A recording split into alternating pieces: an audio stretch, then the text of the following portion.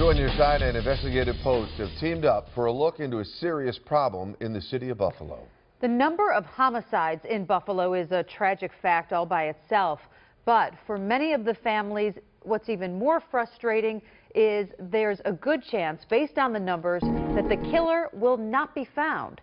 There were more than 60 homicides in Buffalo last year. Now, less than a quarter of them were solved. 2 on Your Side investigative reporter Steve Brown and Jim Heaney of Investigative Post have teamed up to expose the issues that have led to those numbers. Tonight, in part one, Jim Heaney explains what's triggering the violence and the impact of people getting away with murder.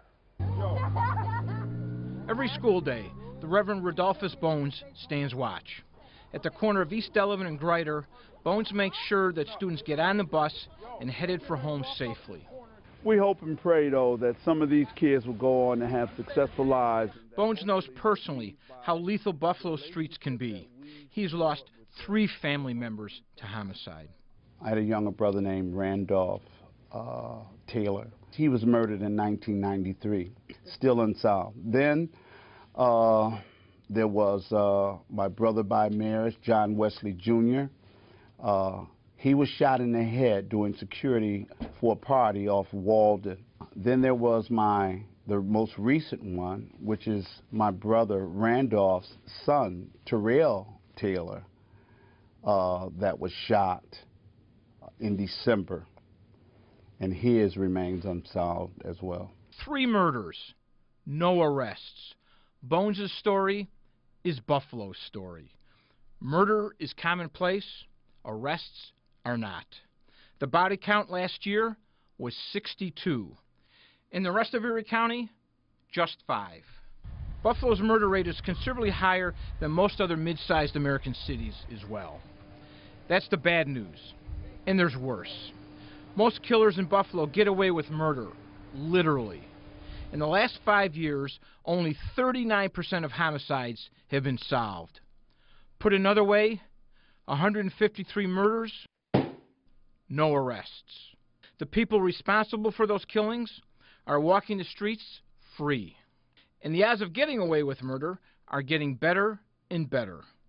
The percentage of murders solved or cleared has steadily dropped the past 4 years, from 56% in 2011 to 42% to 34% to just 23% last year. Now, it should be pointed out that those lower clearance rates in 2013 and especially 2014 could increase as police have more time to work on those cases. The numbers are a snapshot as they now stand. The overall 39% clearance rate is widely regarded as unacceptable. That's a very dismal record. Erie County District Attorney Frank Sedita agrees. Obviously, the solve rate is low. It's unacceptably low. More than 3/4 of the victims are black. Much of the killing happens on the east side. People there live in fear, says Pastor James Giles. He's coordinator for the Buffalo Peacemakers, one of 8 grassroots anti-violence organizations operating in the city. But they have the community petrified. Well, yeah. What is the fear level in the community these days? Oh, it's so high, it's shameful. Anti-violence activists, police and prosecutors agree. Gangs are behind much of the violence. A lot of it is gang-related. A lot of it is gang-related, and a lot of it is gang retribution-related. A number of people who have become homicide victims the week before they were prime homicide suspects.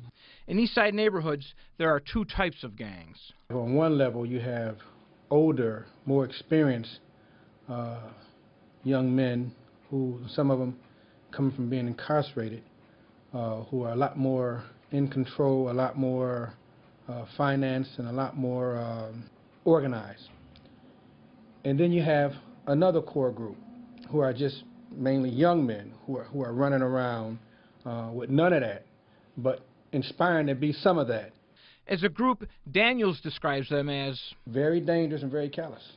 Darius Pridgeon, a pastor and president of the Buffalo Common Council, says these gangs are hyper-local, neighborhood-based outfits, not citywide.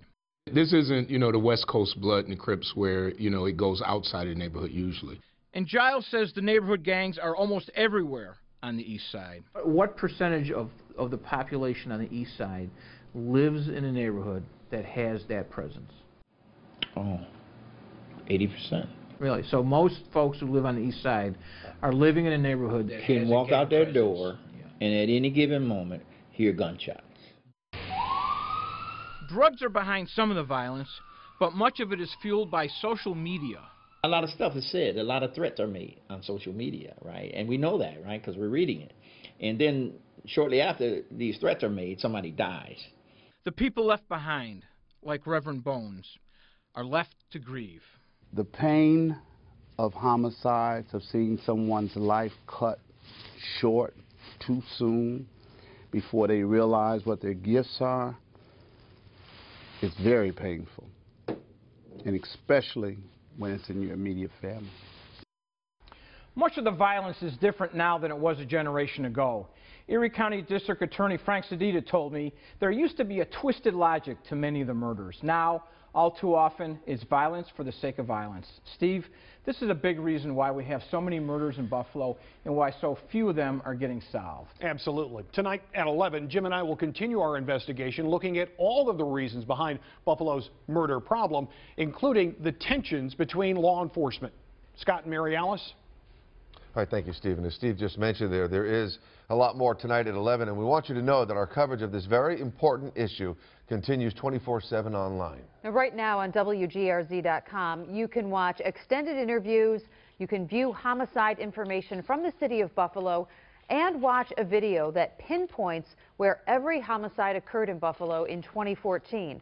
Plus, visit Investigative Post for an in-depth article on the homicide clearance rate by editor Jim Heaney.